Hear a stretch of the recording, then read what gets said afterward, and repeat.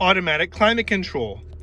The dual automatic climate control, you can adjust the driver's side and the passenger side individually. If you synchronize it, whatever you have the driver's side to, it will adjust the passenger side to as well.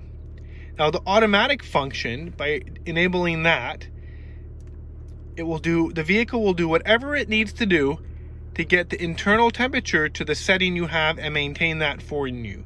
So you do not have to keep taking your hands off the wheel, your eyes off the wheel, and adjusting the temperature. You set it once and it will do everything else for you.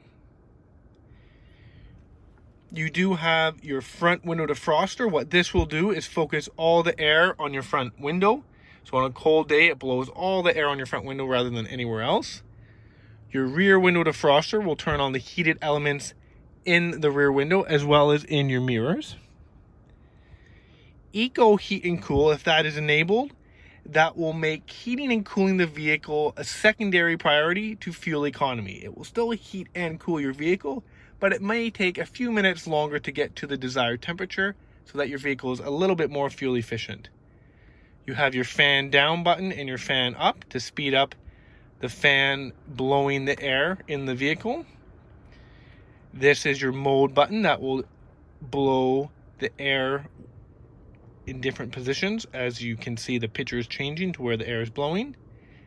This is your recirculate button. So if you're driving on a dusty road, or maybe you just want the air conditioner to work more efficiently, it will recirculate the air inside rather than bringing fresh air from the outside.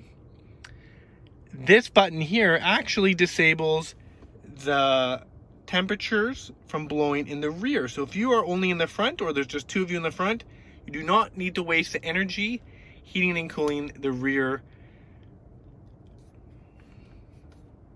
Cooling and heating everyone, just the front.